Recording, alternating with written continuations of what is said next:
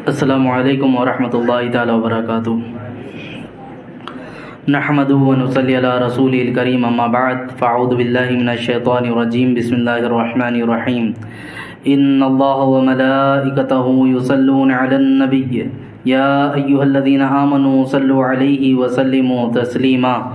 اللہم صل علی سیدنا وشفیعنا مولانا محمد بارک وسلم، صلاۃ و سلام علیک یا رسول اللہ صلی اللہ تعالی علیہ وسلم۔ اللہ تعالیٰ کا کروڑا احسان کہ آج اس کی دی ہوئی توفیق سے قرآن مجید کے 22.5 پارے مکمل ہوئے۔ اللہ رب العزت بقیہ قرآن مجید کی تلاوت ہمیں سماعت کرنے کی توفیق عطا فرمائے۔ گزشتہ دن کچھ سوروں کی تلاوت ہوئی، لیکن چونکہ مبارک دن کی وجہ سے ہم یوم البدر منایا اور ہم نے یوم البدر منا کر تلاوت بھی فرمائی، اصحاب بدر کی تلاوت بھی ہوئی، ان کے واقعات کو بھی سماعت کیے۔ چند آیتیں ہیں سورہ احزاب کی، اس کو بھی آپ سماعت کر لیں، اور اس کے متعلق چند مسائل بھی ہیں جن کو ہر مسلمان کو جاننا ضروری ہے، خاص طور پہ مسلمانوں میں ان لوگوں کو کہ جو شادی شدہ ہیں، اور جو شادی شدہ نہیں ہیں وہ بھی ان مسئلوں کی طرف اچھی طرح نظر کر لیں کہ ان مسئلوں کا سیکھنا ہمارے لیے بے حد ضروری اور لازم ہے۔ رب تعالیٰ قرآن مجید میں ارشاد فرماتا ہے، ما جعل اللہ لرجل من قلبین فی جوفہ وما جعل ازواجکم اللائی تظاہرون منہن امہاتکم وما جعل ادعیاءکم ابناءکم ذالکم قولکم بافواہہم واللہ یقول الحق وہو یہدی السبیل۔ اللہ نے کسی آدمی کے اندر 2 دل نہ بنائے، اور اس نے تمہاری ان بیویوں کو تمہاری حقیقی مائیں نہیں بنا دیا جنہیں تم ماں جیسی کہہ دو، اور نہ اس نے تمہارے منہ بولے بیٹوں کو تمہارا حقیقی بیٹا بنایا۔ یہ تمہارے اپنے منہ کا کہنا ہے، اور اللہ حق فرماتا ہے اور وہی راہ دکھاتا ہے۔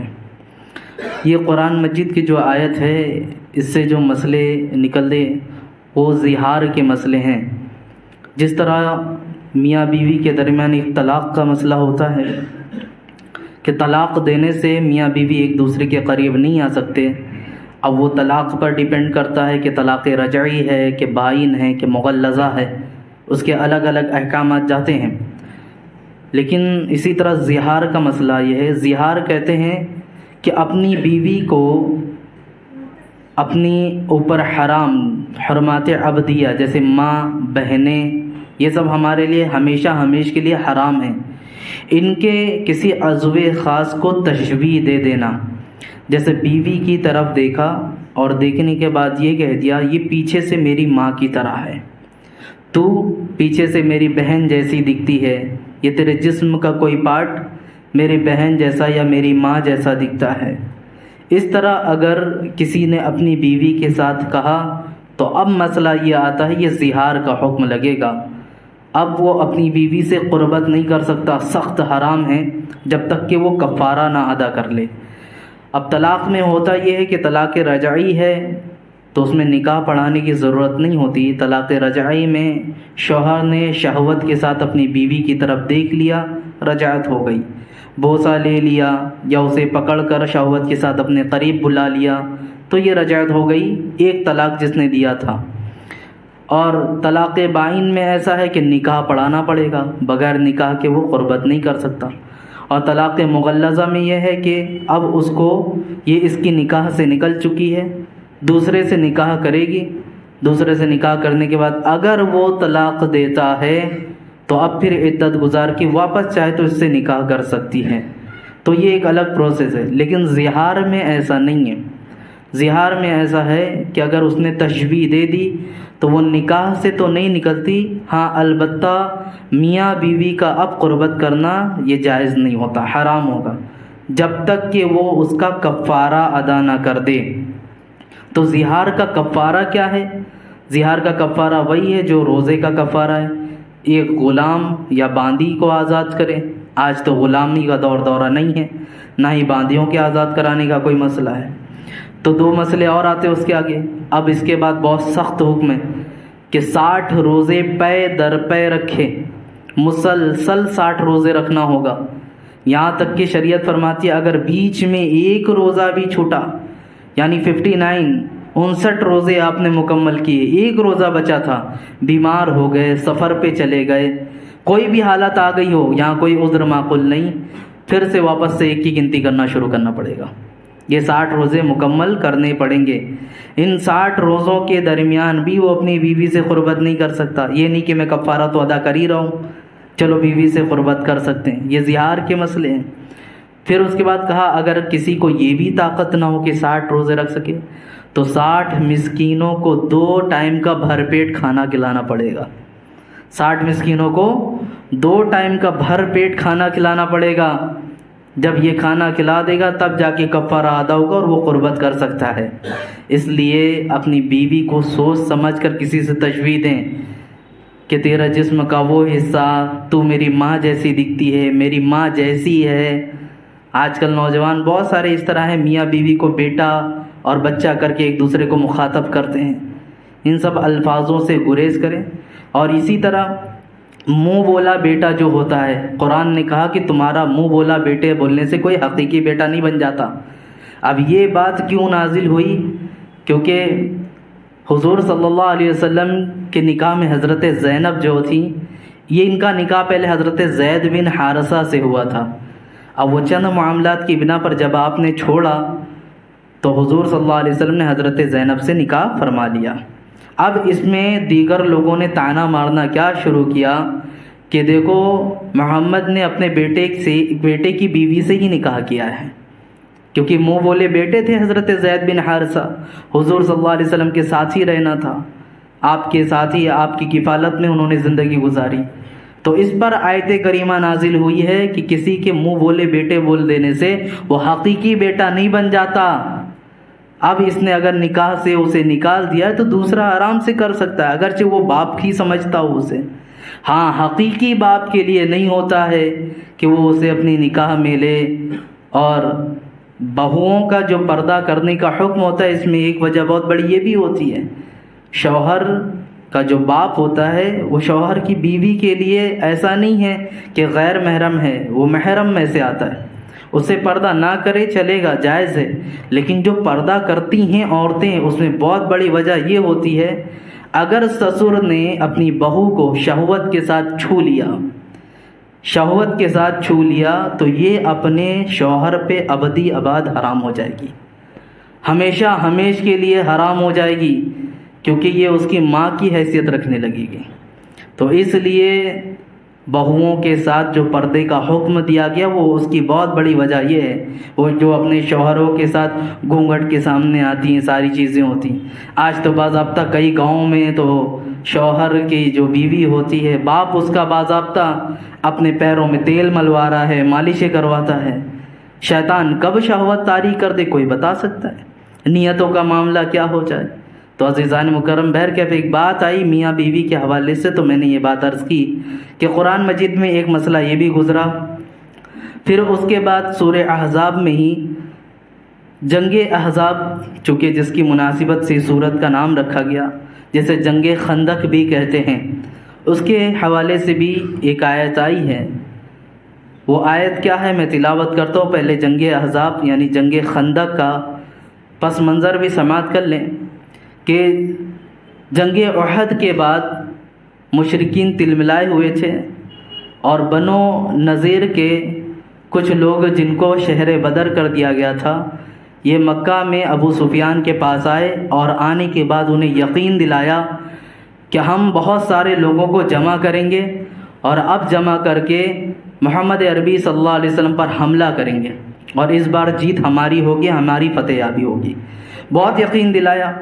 ابو سفیان کہتا ہے کہ جو حضور صلی اللہ علیہ وسلم کا دشمن ہے وہ ہمارا دوست ہے۔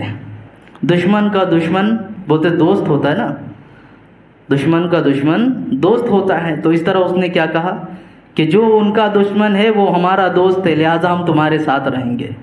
تو ابو سفیان نے بھی حامی بھر لی اور دیگر اطراف و اکناف کے جو کفار اور یہودی تھے ان سب کو بھی جمع کر لیا گیا۔ تقریباً بتایا جاتا ہے کہ 10,000 سے زیادہ کا لشکر تیار ہو گیا تھا، 10,000 سے زیادہ کا، 7,000 تو اس میں صرف پیدل چلنے والے سپاہی تھے، 3,000 گھڑ سوار تھے، 1,500 اونٹ سوار تھے، اور جتنے یہ تھے سب زرہ پوش تھے، ہتھیاروں سے لیس۔ اب الگ الگ بنی شجاع، بنی عمر، اس طرح کے قبیلے سب جوائنٹ ہوتے رہے، کوئی 400 کوئی 700 کرتے کرتے 10,000 کے اوپر کا لشکر تیار ہو گیا ان کا۔ اب 627 عیسوی میں یہ مدینے کی طرف روانہ ہوئے۔ رسول پاک صلی اللہ علیہ وسلم کو جب خبر پہنچی کہ مکہ سے ایک بڑا لشکر ہم پر حملے کے لیے آتا ہے، آپ نے صحابہ کرام کو جمع فرمایا اور جمع فرما کر ان سے مشورہ طلب کیا کہ کیا کیا جائے۔ سب نے اپنا اپنا مشورہ دیا۔ سب کے مشورے میں حضرت سلمان فارسی رضی اللہ عنہ کے مشورے کو حضور نے پسند فرمایا۔ آپ نے فرمایا تھا، یا رسول اللہ، ہر طرف تو پہاڑیاں ہیں اور گھر پہاڑیوں سے لگ کر ہیں، اس لیے یہ پہاڑی قدرتی طور پر ہمارا دفاع کر رہی ہیں۔ ایک جگہ ایسی بچتی ہے جو تقریباً 5 کلومیٹر کی مسافت رکھتی ہے، وہاں سے اندیشہ ہے کہ کافر حملہ کر سکتے ہیں، تو کیوں نہ ہو اس جگہ پہ ایک بڑا گڈھا کھودا جائے، اسی کو خندق کہتے ہیں۔ چونکہ یہ مکہ والوں کے لیے بہت نئی بات تھی اور کافر بھی اس سے ابھی نابلد تھے، انہیں اس کا علم نہیں تھا، تو اب اس پر حضور صلی اللہ علیہ وسلم نے حامی بھری اور خود رسول پاک صلی اللہ علیہ وسلم خندق کھدوانے میں شریک تھے۔ یہ خندق جب کھودی گئی تو کہا جاتا تقریباً 2.5 میٹر یہ گہری تھی اور چوڑائی میں اتنی تھی کہ تیز رفتار سے گھوڑا بھی آ کر اسے پھلانگ نہیں سکتا تھا، اتنی چوڑی تھی، اور یہ 5 کلومیٹر کی لمبائی میں پوری کھودی گئی۔ سوچئے ذرا یہ کتنا بڑا خندق رہا ہوگا جس کی کھدائی کی گئی۔ اس خندق کے ہی دوران میں ایک معاملہ یہ بھی پیش آیا، ایک بہت بڑا پتھر جو پہاڑ کے درمیان لگ کر آیا اور اسے توڑنا تھا۔ صحابہ کرام اس پر ہتھوڑے مار رہے تھے لیکن وہ ٹوٹ نہیں رہا تھا۔ رسول پاک صلی اللہ علیہ وسلم آئے، آقا کریم صلی اللہ علیہ وسلم نے نعرہ تکبیر بلند کیا اور ایک پھاوڑا مارا اس پہ، وہ پتھر ریزہ ریزہ ہوا۔ فرماتے اس وقت ایک بہت تیز بجلی چمکی، پھر دوسرا پھاوڑا مارا آپ نے، وہ پتھر اور ریزہ ہوا۔ اسی طرح 3 بار آپ نے اس پر پھاوڑے مارے، وہ پتھر پورا کا پورا اپنی جگہ سے ہٹ گیا، اور ہر مرتبہ بجلی چمکی تھی۔ تو صحابہ کرام نے عرض کیا، یا رسول اللہ صلی اللہ علیہ وسلم، آپ جب پھاوڑے مار رہے تھے اور نعرے تکبیر بلند کر رہے تھے تو ایک عجیب چمک پیدا ہو رہی تھی، یہ چمک کس چیز کی تھی؟ حضور صلی اللہ علیہ وسلم نے فرمایا، جب میں نے پہلا پھاوڑا مارا تھا تو میں نے فرا ملک کو فتح ہوئے دیکھا۔ تو اس طرح آپ نے 3 جگہ کی بشارت بھی دی کہ میں نے اپنے سامنے اپنے اصحاب کو اس جگہ کا قابض دیکھا ہوں۔ عزیزان مکرم، یہ بشارت بھی دی گئی، خندق کھل گئی، ساری چیز ہوئی۔ اب کافر یہاں پر پہنچے تو دیکھا ان کے سامنے بڑی خندق ہے، ایک بڑی خندق کھدی ہوئی ہے، کس طرح اسے پار کر سکتے ہیں؟ عزیزان مکرم، خیر 24 دن کا محاصرہ تھا یہ، تقریباً 24 دن تک وہ لوگ اسے گھیر کر کھڑے تھے۔ اب 24 دن ہونے کے بعد نہ کوئی باہر جا سکتا تھا، نہ اندر آ سکتا تھا۔ یہ محاصرہ ہونے کے بعد مسلمانوں میں تھوڑا خوف و ہراس پیدا ہوا، اور اس کی وجہ یہ بنی تھی کہ کافروں میں سے 3 شخص بڑے جو پہلوان تھے، وہ خندق کے ایک کنارے سے جہاں تھوڑا خندق کو پار کیا جا سکتا تھا وہاں سے گھوڑے کو پھاند کر اندر گھس گئے تھے۔ اب ان لوگوں نے آواز دی، ہے کوئی جو ہم سے مقابلہ کرے، ہے کوئی جو ہم سے جنگ کرے؟ اس طرح اعلان کرنا شروع کر دیا۔ وہ لوگ ابھی چلا ہی رہے تھے، ادھر سے حضرت علی رضی اللہ عنہ نے ہاتھ اٹھایا کہ یا رسول اللہ مجھے اجازت دیں میں ان سے مقابلہ کروں۔ حضور صلی اللہ علیہ وسلم نے انہیں منع فرمایا۔ پھر ان لوگوں نے آواز لگائی، 3 مرتبہ ایسا ہی ہوا، تینوں مرتبہ حضرت علی نے اجازت فرمائی۔ اب حضور صلی اللہ علیہ وسلم نے انہیں اجازت مرحمت فرمائی اور ان کے ہاتھ پہ اور چہرے پر ایک کپڑا باندھا اور انہیں جھنڈا دے کر میدان میں بھیج دیا۔ حضرت علی رضی اللہ عنہ جیسے ہی گئے، وہ حیدر کرار ہیں، ان کے پاس ذوالفقار حیدری ہے، کون ان کے مد مقابل میں آتا؟ وہ جیسے ہی میدان میں اترے سب میدان چھوڑ کر بھاگنا شروع کر دیے، اور ان میں سے ایک سردار کو تو آپ نے قتل بھی کر دیا۔ اس کا قتل ہونا تھا کہ جو 2 لوگ اور تھے وہ الٹے پاؤں بھاگنا شروع کیے، یہاں تک کہ ایک گھوڑے کے ساتھ خندق میں ہی گر پڑا، خندق میں ہی پھنسا ہوا تھا۔ حضرت علی رضی اللہ عنہ اس خندق میں اتر کے اس کو مارے، اس کو واصل جہنم کیا اور اس کے بعد واپس آ گئے۔ اب یہ ساری چیز ہوئی تھی کہ اب کافر دھیرے دھیرے ادھر سے آ سکتے ہیں. رات کا سناٹا طاری ہوا، تھوڑا مسلمان خوف زدہ ہی ہوئے تھے کہ اللہ کی مدد آ گئی. قرآن مجید میں وہی فرمایا اللہ رب العزت نے، یا ایھا الذین آمنوا اذکروا نعمت اللہ علیکم اذ جاءتکم جنود فارسلنا علیہم ریحا وجنودا لم تروها وکان اللہ بما تعملون بصیرا. اے ایمان والو، اللہ کا احسان اپنے اوپر یاد کرو. جب تم پر کچھ لشکر آئے تو ہم نے ان پر آندھی اور لشکر بھیجے جو تمہیں نظر نہ آئے، اور اللہ تمہارے کاموں کو دیکھ رہا ہے. یعنی دو طرح کی مدد آئی. ایک اللہ رب العزت نے آندھی کو بھیجا تھا، اور دوسری چیز اللہ رب العزت نے فرشتوں کو بھی نازل فرمایا تھا. یہ دونوں مدد آئی تھی. اب ہوا ایسا تھا کہ رات کا سناٹا طاری ہوا، سخت ترین آندھی آئی، اور روایتوں میں فرمایا جاتا ہے یہ آندھی ایسی آئی کہ انہوں نے جہاں جہاں پڑاؤ کیا تھا ان کے منڈپ کو بھی اٹھا لے گئی. ان کا پنڈال اڑ گیا، ان کی ہانڈیاں الٹ پڑی، چولہے بجھ گئے، یہاں تک کہ ان کو ایک دوسرے کی شکلیں نظر نہیں آ رہی تھیں. اتنی سخت آندھی تھی. اسی میں حضور صلی اللہ علیہ وسلم نے اپنے ایک صحابی کو آپ نے ہتھیار دیا، اور یہ بہت ٹھنڈی اور سخت آندھی تھی. رسول پاک صلی اللہ علیہ وسلم نے ان کے چہرے پہ ہاتھ پھیرا، اور ہاتھ پھیر کر کہا کہ جا کر دیکھو کفار کا کیا معاملہ ہے، جائزہ لے کر آؤ.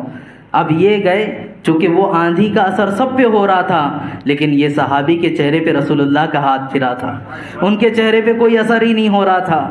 یہاں تک کہ ابو سفیان نے اعلان کرنا شروع کیا، اے لوگو اپنے ارد گرد کا جائزہ لیتے رہو، کہیں ایسا نہ ہو کہ جاسوس آ گئے ہوں، کہیں اس طرح نہ ہو کہ جاسوس ہمارے درمیان موجود ہوں. اس طرح اعلان کرنا شروع کیا. اب چونکہ جو صحابی تھے وہ بہت ہی عقل مند تھے، انہوں نے پہلے ہی اپنے بازو والے سے کہہ دیا میرے بازو میں جو کھڑا ہے وہ کون ہے. اس کے سوال کرنے سے پہلے آپ نے سوال کر دیا تاکہ اس کو لگے یہ تو ہمارا ہی ہے، تبھی تو ہم سے سوال کر رہا ہے. آپ نے جیسے ہی سوال کیا تو اس نے کافر نے کہا میں فلاں بن فلاں ہوں، یہ الفاظ ہیں. تو اس کے بعد وہ مطمئن ہو گیا. یہاں تک کہ آپ نے پورا جائزہ لیا، دیکھا ان کے پیر اکھڑ پڑے. ابو سفیان بھی بھاگا، سارے لشکر وہیں سے واپس ہو گئے. اور فرمایا جاتا ہے اللہ رب العزت نے ان آندھیوں کے ذریعے جس فرشتوں کو بھیجا تھا، ان فرشتوں نے انہیں قتل نہیں کیا لیکن ان کے دلوں میں دہشت ڈال دی تھی، جس کی وجہ سے وہ وہاں پر ٹکے نہیں، اور یہ سب کے سب بھاگ گئے، واپس ہو گئے. تقریباً 4 سے 5 مسلمانوں میں سے شہید ہوئے تھے، اور ایک 8 یا 10 کی تعداد میں کافروں کو بھی واصل جہنم کیا. بہرکیف اللہ رب العزت کی نصرت اور مدد کس طرح ہے یہ آپ دیکھیں. ہمارا کام ہوتا ہے کہ ہم اپنی طرف سے کچھ محنت کریں، اپنا ایک فرض ادا کریں، مدد اور نصرت یقیناً آئے گی. گھروں میں بیٹھ کر صرف دعا کرتے رہیں اے اللہ کافروں کے توپ میں کیڑے پڑ جائیں، تو ایسا نہیں ہوتا ہے. ہمیں میدان عمل میں اترنا پڑے گا. جب بات آئے کہ میدان عمل میں اتر کے جواب دیا جائے تو جواب ویسا دینا پڑے گا. جب بات آئے کہ دعاؤں کی ضرورت پڑے، قحط سالی آئے تو میدان میں اتر کے دعا بھی کرنی پڑے گی. یہ سارے معاملات ہیں شریعت کے. تو جس طرح ضرورت آئے گی اس طرح ہم نے اپنے آپ کو پیش کرنا ہے رب کی بارگاہ میں. قرآن وہی مجاز دیتا ہے. پھر اس کے اندر سورہ لقمان بھی گزری ہے، جس کے اندر ایک بہت بڑی حکمت یہ اللہ رب العزت نے بیان فرمائی. حضرت لقمان یہ کوئی نبی نہیں تھے، اللہ کے برگزیدہ بندے ہیں، لیکن انہوں نے جو نصیحتیں کی ہیں اپنے بچوں کو، اللہ رب العزت نے اسے قرآن مجید میں درج فرما دیا. اور ان نصیحتوں کو قرآن کا بیان کرنا گویا کہ انسان کو ایک مزاج یہ بھی دیتا ہے کہ اپنے اسلاف کی حکایت کے ذریعے اپنے بچوں کو نصیحت کرو. لوگ کہتے ہیں نا آج کربلا ہوئے کب زمانہ ہو گیا، آج تم حکایتیں بیان کرتے ہو. جنگ بدر ہوئے ایک زمانہ ہو گیا، آج تم اس دور میں کہاں ایسے ہیں، کون سے حالات ایسے، نہ گھوڑے ہیں نہ اس طرح کی معاملات ہیں. اب تو ٹیکنالوجی کا دور ہے. میاں ساری چیزیں تبدیل ہو گئی ہوں، لیکن ہمت تو وہی ہونی چاہیے نا. انسان کے اندر مردانگی وہی ہونی چاہیے، رب پہ بھروسہ اسی طرح کا ہونا چاہیے. یہ اصل بتانا ہوتا ہے. اگرچہ ہمارے پاس اسباب نہ ہوں، کوئی چیز موجود نہ ہو، اپنے بچوں کو جو ہم ہمیشہ دین پہ مر مٹنے کی باتیں سکھاتے ہیں اور انہیں واقعات سناتے ہیں، اسلاف کی زندگی بتاتے ہیں، اس کی وجہ ہی یہی ہوتی ہے تاکہ ہمارا بچہ نڈر اور ناکارہ نہ رہے. ظلم سہنے والا بھی ظالم ہوتا ہے، ظلم کرنے والا ہی صرف ظالم نہیں، بلکہ ظلم ہوتا ہوا دیکھ کر خاموش بیٹھے ہیں، یہ مظلوم بھی ظالم کہلائے گا۔ اس لیے جب بھی کہیں پر ظلم ہو رہا ہو اور آپ جس قدر آواز اٹھا سکتے ہوں تو اس کے لیے آواز اٹھانا پڑے گا۔ بہرکیف حضرت لقمان نے جو اپنے بیٹوں کو نصیحت کی، وہ لمبی چوڑی نصیحت ہے۔ میں خالی یہاں پر اتنی باتیں عرض کرنا چاہتا ہوں کہ اپنے بچوں کو نصیحت کرو۔ ہم بڑھاپے کی دہلیز پر پہنچتے پہنچتے بچوں کو تو اپنے بزنس کا سارا سامان بتا دیتے ہیں، بیٹا ہمیں مال یہاں سے اٹھاتا ہوں، سامان کو وہاں بھیجتا ہوں، اتنے انڈر میں لوگ کام کرتے ہیں، اتنی ساری چیزیں ہیں، یہاں پراپرٹی ہے، وہاں یہ ہے، میرے بعد تم کو ہی سنبھالنا ہے۔ یہ ساری نصیحت ہم کرتے نا اپنے بچوں کو، یہ تم کرتے ہو صحیح ہے، لیکن ساتھ ہی ساتھ انہیں بتاؤ ہم زندگی میں جو یہاں زندگی گزار رہے، دنیا میں آ کر، ہماری دنیا میں آ کے زندگی گزارنے کا مقصد کیا ہے، ہم نے عبادت کس کی کرنی ہے، ہمیں زندگی کس طرح گزارنا ہے، سب آپ نے نصیحت فرمائی کہ اللہ کے ساتھ کسی کو شریک نہ ٹھہرانا، اپنے ماں باپ کے ساتھ حسن سلوک کرنا، بہت ساری نصیحتیں آپ نے فرمائی۔ عزیزان مکرم، بچوں کا سب سے بڑا مربی اس کی ماں، اس کے باپ ہوتے ہیں۔ بچہ مدرسے میں جا کر بعد میں سیکھتا ہے، پہلے اپنے گھر میں اپنی ماں کی گود میں پروان چڑھتا ہے۔ اس لیے ماں کی گود کو سب سے پہلی درسگاہ کہا گیا کہ ماں کی گود میں جب بچہ ہوتا ہے وہیں سے سیکھنا وہ شروع کر دیتا ہے۔ اب ماں کی ذمہ داری ہے وہ اپنے بچوں کو کیسا پروان چڑھاتی ہے، اپنے بچوں کو کس حد تک سنوارتی ہے۔ بہرکیف سورہ لقمان نے ایک یہ مزاج ہم لوگوں کو ملا۔ پھر آگے آج جو خاص طور پہ آیت تلاوت ہوئی سورہ یاسین کی بھی الحمدللہ آپ نے تلاوت سماعت کی۔ یاسین شریف کی بڑی فضیلتیں ہر کوئی جانتا ہے۔ حضور صلی اللہ علیہ وسلم نے فرمایا لِكُلِّ شَيْءٍ قَلْبٌ وَقَلْبُ الْقُرْآنِ یاسین، ہر چیز کا ایک دل ہے اور قرآن مجید کا دل یاسین شریف ہے۔ یہ ایک بات فرمائی۔ پھر اور بھی کئی فضیلتیں ہیں، قرآن مجید پڑھنے والے کی الگ فضیلت، یاسین شریف کی پابندیاں جو کرتے ہیں ان کے لیے الگ فضیلت ہے۔ جو یاسین شریف کی پابندی کرے اللہ رب العزت کئی طریقے کی محتاجگی سے بھی بچا دیتا ہے، بہت ساری، یہاں تک کہ یہ بھی فرمایا گیا کہ جو بندہ یاسین شریف کی پابندی اس لیے کرتا ہے کہ اس کا کوئی مقصد ہے، نیک مقصد، اس میں وہ کامیاب ہو جائے، اللہ رب العزت اس نیک مقصد میں بھی اسے کامیاب فرماتا ہے۔ یہ یاسین شریف کی برکت ہے۔ دوسری چیز یہ فرمایا گیا یاسین شریف کی تلاوت کرنے والے کے گھر میں کبھی فاقہ نہیں ہوگا، کبھی وہ کسی کا محتاج نہیں ہوگا، وہ محتاج ہوگا ہمیشہ اللہ اور اس کے رسول کا ہوگا، وہ لوگوں کے سامنے کبھی ہاتھ کو دراز نہیں کرے گا۔ یہ یاسین شریف پڑھنے والے کی جو بات بتائی گئی۔ پھر فرمایا گیا کہ سخت دل حاکم ہی کیوں نہ ہو، جس کا دل بہت سخت ہوتا ہو، اب اگر اس سخت دل حاکم کے سامنے بھی یاسین شریف کو جو تلاوت کرتا ہے وہ حاضر ہو جائے، اللہ اس کے دل کو نرم کر دے گا اور اس کے اندر وہ رعب پیدا کرے گا کہ وہ حاکم اس کے سامنے جرأت نہ رکھے گا۔ یہ یاسین شریف کی تلاوت کرنے کی فضیلتیں میں بتا رہا ہوں۔ پھر فرمایا گیا کوئی راستہ بھول جائے، جنگل میں ہو یا کہیں بھی ہو، اب اگر راستہ بھول گیا یاسین شریف کی تلاوت کرے، بھٹکا ہوا انسان راہ راست پہ آ جائے گا۔ پھر فرمایا گیا بھوک کی شدت ہے، بہت تیز بھوک لگی ہے، تو یہ یاسین شریف ایک روحانی غذا بھی ہے، انسان اگر اس کی تلاوت کرے تو وہ بھی بھوک کا بھی دفاع فرما دے گی۔ پھر فرمایا گیا ساری چیزیں اپنی جگہ، سب چیزیں اپنی جگہ، یاسین شریف کی تلاوت کرنے والے کے لیے سب سے بڑی بشارت یہ ہے کہ اس کا خاتمہ ایمان پر ہوگا، سب سے بڑی بشارت یہ کہ اس کا خاتمہ ایمان پر ہوگا۔ حضرت امام حنبل اللہ اکبر، آپ سکرات کے عالم میں تھے۔ سکرات کا عالم سمجھتے ہیں آپ؟ کوئی نہیں بتا سکتا، کیونکہ جس کے اوپر یہ عالم تیار ہوتا ہے، وہ طاری ہوتا ہے، وہ انسان رخصت ہو جاتا ہے، چند دنوں تک اسی حالت میں رہتا ہے، اس کے بعد موت آ جاتی ہے، کوئی اس حالت سے واپس آتا نہیں، اور یہ ایسی سختی ہوتی ہے اللہ اکبر۔ اس وقت شیطان اپنے ہاتھوں میں کھٹورا لے کر آتا ہے پانی بھرا ہوا، اور ایمان کا لٹیرا وہ آ کر تمہارے سامنے پانی پیش کرتا ہے، کہتے اس وقت اتنی شدت کی پیاس لگتی ہے کہ اگر اسے ایک چمچ پانی ڈالا جائے تو گویا وہ ایک چمچ پانی اس کے لیے ایک ندی پانی کے برابر لگے گا کہ میں نے اتنا پانی پی لیا، بڑی شدت کی پیاس لگتی ہے۔ شیطان وہ پیالے میں پانی لے کر آتا اور کہتا ہے میں تجھے یہ پانی دے دوں گا، بس میرا اتنا ہی تقاضا ہے کہ تو اتنا کہہ دے کہ میں رب کی عبادت نہیں کرتا، تیری عبادت کرتا ہوں۔ تجھے اپنا معبود مانتا ہوں۔ جو کمزور ایمان کے ہوتے وہ یہی سوچتے ہیں کہ اتنا سا بولنے میں کیا جاتا ہے، پانی ہے، مجھے جو شدت آئی ہے، جو تکلیف آئی ہے، اس کا دفاع ہو جائے گا، بول دیتا ہوں اس کو۔ جیسے ہی وہ کمزور ایمان کا شخص اسے اپنا معبود قرار دیتا ہے، وہ پیالے کو پٹکتا ہے اور چیختا چلاتا ہوا جاتا ہے کہ میں نے اس کے ایمان کو لوٹ لیا۔ اللہ اکبر۔ حضرت امام حنبل آپ سکرات کے عالم میں تھے۔ آپ بتاتے ہیں کہ شیطان بار بار آپ کے سامنے پیالہ لے کے حاضر ہو رہا تھا، پیالہ دکھا رہا تھا آپ کو، اور یہ کہتا تھا کہ مجھے اپنا معبود کہو۔ پیالے کو دیکھ کر، پانی کو دیکھ کر دل تو ہو رہا تھا، حسرت ہو رہی تھی، لیکن میں نے یہ سوچا یہ میرا معبود تو نہیں ہو سکتا۔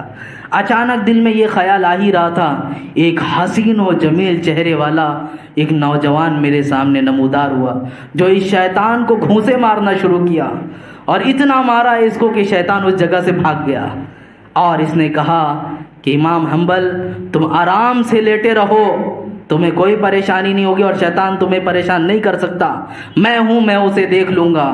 کہا تم کون ہو اے نوجوان، اتنا خوبصورت چہرہ، پاکیزہ لباس اور اتنی پیاری باتیں کر رہے، تم ہے کون، تو کون ہے آخر میں؟ اس نے کہا میں وہی ہوں جس کی تو روزانہ تلاوت کرتا تھا، میں سورہ یاسین ہوں، میں سورہ یاسین ہوں۔ اتنا کہنا تھا کہ اللہ تعالیٰ نے ایک ایسا معمہ پیش فرمایا کہ آپ سکرات کے عالم سے لوٹ گئے۔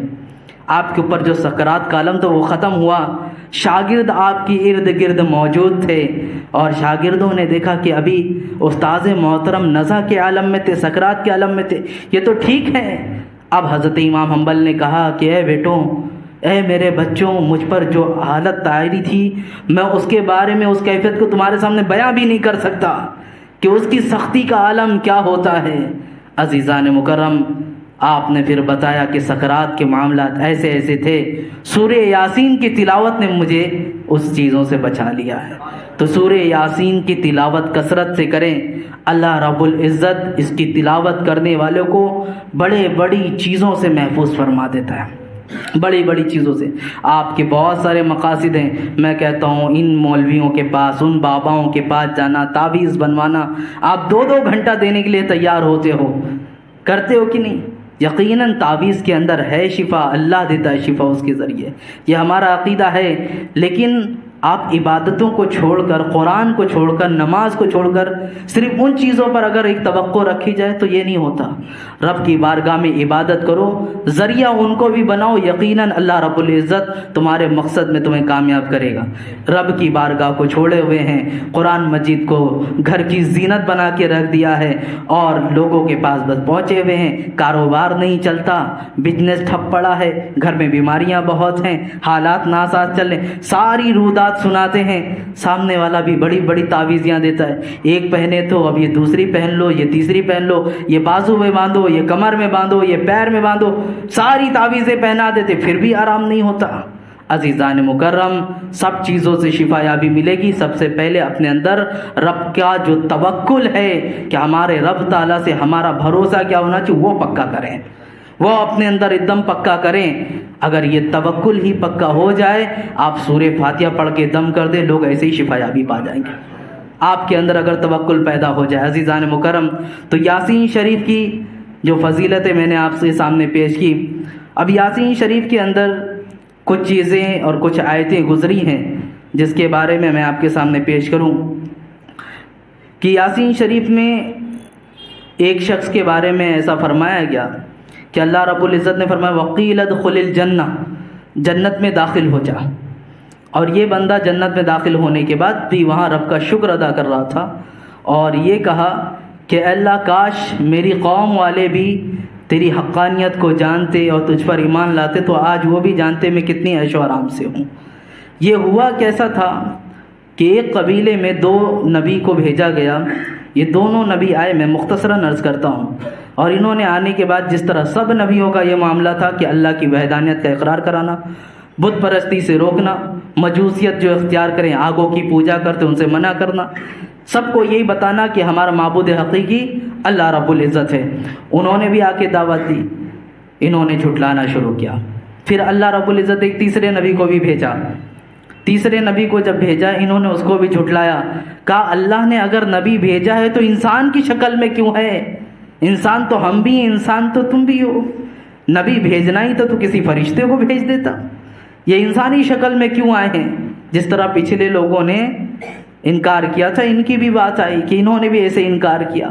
اب اسی قوم میں ایک نوجوان تھا جو ان کی بات اور دعوت کو سنتے ہوئے وہ پہلے ہی سے مسلمان تھا، اور اس نے جان لیا کہ یہ صحیح لوگ ہیں، یہ رب کی طرف بلاتے ہیں. اب یہ اپنی قوم کی طرف گیا، اور جانے کے بعد اس نے ان کو دعوت دینا شروع کیا کہ یہ جن کی تم پوجا کرتے ہو یہ جھوٹے لوگ ہیں، یہ سچے نہیں ہیں. یہ جو 3 لوگ ہیں یہ اگر تمہیں اپنے رب کی جانب بلا رہے ہیں تو ذرا ان کو دیکھو، ان کا کوئی مفاد بھی ہے، کوئی فائدہ بھی ہے اس میں کہ تم ایمان لاؤ گے تو ان کا فائدہ ہوگا. میاں آج کا دور ایسا ہے، اگر کوئی آپ سے بات بھی کرتا ہے، کوئی آ کر اچھے مشورے بھی دیتا ہے تو اس کے پیچھے ایک دوسرا پہلو یہ رکھنا، ابھی تک تو یہ میرے پاس آتا نہیں تھا، آج اچانک آ کے کیوں بات کیا. کوئی نہ کوئی بینیفٹ اس کا ضرور چھپا ہوتا اس میں، بغیر مفاد کے کوئی نہیں آتا. تو یہ فائدہ دیکھنے کے لیے تو انہوں نے یہی کہا کہ دیکھو یہ تینوں جو دعوت دے رہے ان کا کوئی اپنا فائدہ ہے کیا؟ کیوں دعوت دے رہے ایسا؟ لیکن قوم کے آنکھوں پر پردے پڑے تو انہوں نے ایک بھی نہ سنی، ایک بھی ان کی بات پہ کان نہ دھری، یہاں تک کہ یہ دعوت دینے والے کو بھی شہید کر دیا، اس کو مار دیا ان لوگوں نے. اب جب اس کا انتقال ہوا تو قرآن وہی فرماتا ہے کہ اللہ رب العزت نے فرمایا وَقِيلَ ادْخُلِ الْجَنَّةَ، اس سے فرمایا کہ جنت میں داخل ہو جا. جب جنت میں گیا، جانے کے بعد بھی اپنے قوم کے بارے میں ہمدردی رکھی. مفسرین یہ فرماتے ہیں انسان چاہے جتنا کسی پر ظلم کرے اس کے بارے میں حسن ظن ہی رکھو، اس کے بارے میں دعا کی جو کر درخواست کرو، وہ مغفرت کی دعا کرو. یہی تو حال ہے رسول پاک صلی اللہ علیہ وسلم کی زندگی دیکھیں، طائف کے مقام پر ہیں، کتنے پتھر مارے گئے تھے. معلوم ہے آپ کا ایک مقام تو ایسا بھی آیا تھا کہ ایک جنگ کے موقع پر آپ کا دندان مبارک شہید ہو گیا، اور آپ کے چہرے مبارک پر جو سر کے اوپر کوئی چیز پہنے ہوتے لوکھنڈ کی وہ ٹوٹ کر گھس چکی تھی، اس کو دانت سے پکڑ کر کھینچ کے نکالا گیا تھا، اور خون اس طرح شدت کا بہ رہا تھا. حضرت علی اپنی ڈھال کے اندر پانی بھر بھر کے لاتے. حضرت فاطمہ صدیقہ رضی اللہ عنہ، حضرت فاطمہ رضی اللہ عنہ، ان کا حال ایسا کہ وہ خون کو پوچھا کرتی تھی، پھر بھی خون بند نہیں ہوتا، یہاں تک کہ چٹائی کو جلا کر اس کی راکھ بنائی گئی، پھر اس زخم پہ رکھا گیا تب جا کے خون بند ہونا. یہ ساری چیزیں ہو رہی تھی. کیا رسول پاک صلی اللہ علیہ وسلم کی زندگی میں جا کر دیکھو آپ نے بد دعا کی کبھی؟ بلکہ طائف کے مقام کا حال تو ایسا ہے کہ جب ان ظالموں نے آپ پر پتھر برسائے، حضرت جبریل امین نے آواز دی کہ یا رسول اللہ رب العزت نے ایک فرشتہ آپ کے پاس بھیجا ہے جو پہاڑوں کو اٹھانے کی طاقت رکھتا ہے، آپ خالی حکم دے دیں ان بستی والوں پر یہ دونوں پہاڑوں کو لا کر ملا دے گا، ان بستی والوں پر یہ دونوں پہاڑوں کو لا کر بلا دے گا. اللہ کے رسول صلی اللہ علیہ وسلم نے فرمایا اے جبریل رہنے دو، میری امت میں یہ اگرچہ مجھ پر ایمان نہ لائیں لیکن ان کی نسلوں میں آنے والے لوگ میرا کلمہ پڑھنے والے لوگ ہیں. رسول پاک صلی اللہ علیہ وسلم دور کی باتیں بتا رہے تھے اور آج بھی بتاتے ہیں. آپ جاؤ عرب کی سرزمین پر، جتنے بڑے سنی صحیح العقیدہ منقوص مولود منانے والے طائف کے میدان میں ملیں گے وہ اور کہیں نظر نہیں آئیں گے، وہ اور آپ کو کہیں نظر نہیں آئیں گے. عزیزان مکرم، یہ ساری چیزیں حضرت ابراہیم بن ادہم ان کی زندگی اٹھا کر دیکھیں، ان کی زندگی کا تو معاملہ ایسا تھا اللہ اکبر. آپ ایک قبرستان کے پاس بیٹھے تھے، ایک بادشاہ کا وزیر تھا یا سپاہی تھا وہاں سے گزر رہا تھا. کہا کون ہو، کہاں رہتے ہو؟ کہا میں یہیں رہتا ہوں. کہا تمہارا قبیلہ اور شہر کون سا ہے؟ کہا میرا شہر یہی ہے. کہا یہ تو قبرستان ہے. آپ نے کہا قبرستان وہ ادھر ہے جہاں سے تم آ رہے ہو، وہ قبرستان ہے، یہ تو میرا اپنا شہر ہے. اتنے پہ وہ بات چڑ گیا اور چڑ کر آپ کے سر پہ کھپ کس کے ایک ڈنڈا دے مارا جس سے خون کا پھوارا نکل پڑا. وہ خون کا نکلنا تھا، آپ اس کو کھینچ کے ایک سپاہی نے حضرت ابراہیم بن ادہم کو کھینچا اور کھینچتے ہوئے سپاہیوں کے بیچ میں لائے. چند سپاہی نے حضرت ابراہیم بن ادہم کو پہچان لے. کہا یہ کیا کرا تم نے ان کے ساتھ؟ کہا یہ دیوانہ ایسی ایسی باتیں کرتا ہے. کہا یہ دیوانے نہیں، حضرت ابراہیم بن ادہم ہیں. اس نے بھی نام سن رکھا تھا لیکن کبھی چہرہ نہیں دیکھا تھا. دیکھا فوراً اتنا سننا تھا، گھوڑے سے اترا اور معافی مانگنے لگا. کہا مجھے معاف کر دو. کہا بیٹے معاف کرنے کی بات تو چھوڑو، میں تو تمہیں دعا دے رہا ہوں جب سے۔ کہا مجھے دعا کس بات کی، میں نے تو آپ کے ساتھ سختی کی۔ کہا تم نے جیسے ہی میرے ساتھ سختی کی، میرے ساتھ برائی کا ارادہ کیا، تمہارے اس ارادے نے اللہ کی جانب سے مجھے ثواب عطا فرمایا ہے۔ یعنی جب بھی کوئی تمہاری غیبت کرے، تمہارا برا چاہے، تو اس کا برا چاہنا اپنی جگہ، اس کی جانب سے تمہیں ثواب بھی تو ملے گا۔ ایک بزرگ تھے، ان کے بارے میں یہی فرمایا گیا، جب جب وہ سنتے تھے میری غیبت کی گئی، تو جو ان کی غیبت کرتا تو اس کے پاس وہ لڈو بھجواتے تھے، مٹھائیاں بھجواتے تھے، جاؤ اس کو مٹھائی کھلا کر لے کر آؤ۔ کیونکہ کیا فرمایا گیا، جس شخص نے جس کی غیبت کی دوسرے کی، تو اس کا ثواب اللہ رب العزت اسے عطا فرما دے گا۔ تو وہ خوش ہو جاتے تھے کہ میرے پاس ثواب آ رہا ہے۔ کسی کی غیبت کرنا، اس طرح چیزیں اچھی نہیں ہوتی۔ عفو درگزر سے کام لیں، کوئی اگر آپ کا برا بھی چاہے اسے بخش دیں، معاف کر دیں، وہ رؤوف الرحیم ہے، اللہ رب العزت ہے۔ اس رب کی شان دیکھیں، ہم کتنی نافرمانیاں کرتے ہیں، ہم کتنی نافرمانی کے دن سے لے کر رات تک، صبح سے لے کر شام تک اپنی زندگی کو ٹٹول ٹٹول کر دیکھ لیں کہ کتنے ہم نے اس کے احکام پر عمل کیا اور کتنی نافرمانی کی۔ اگر نافرمانیوں کے اعتبار سے وہ سزا دینا شروع کر دیتا تو آج ہم یہ دن بھی نہ دیکھ رہے ہوتے، آج ہم یہاں بھی نہ کھڑے ہوتے۔ لیکن وہ رؤوف الرحیم ہے، وہ بخش رہا ہے، رحم فرما رہا ہے۔ بلکہ قرآن مجید میں تو اعلان فرماتا ہے، یا ایھا الانسان ما غرک بربک الکریم، اے انسان تجھے تیرے رب کریم سے کس چیز نے پھیر رکھا ہے، لوٹا ابھی لوٹا۔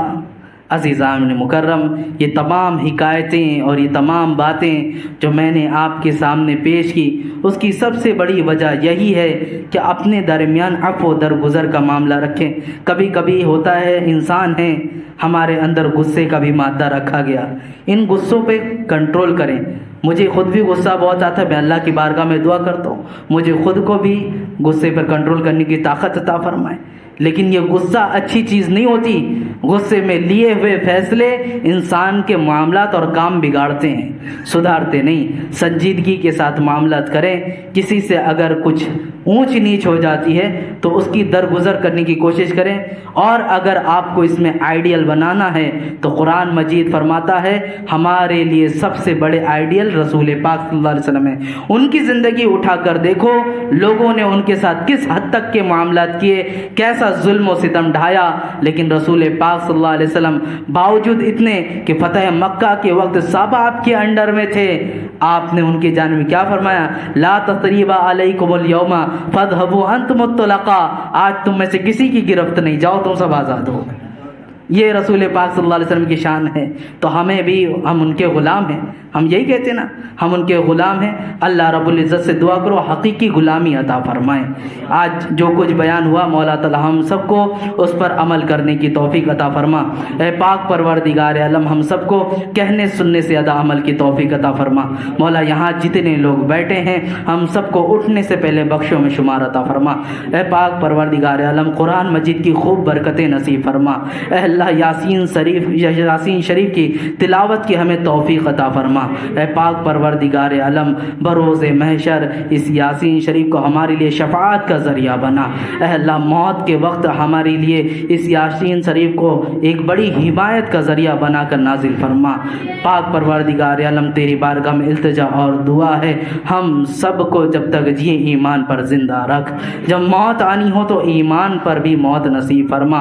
اے پاک پروردگار عالم، تیری بارگاہ میں التجا اور دعا ہے، ہم سب کو ماہ رمضان کی خوب برکتیں نصیب فرما، اس کے صدقے تو فعل ہم سب کا خاتمہ بالخیر فرما۔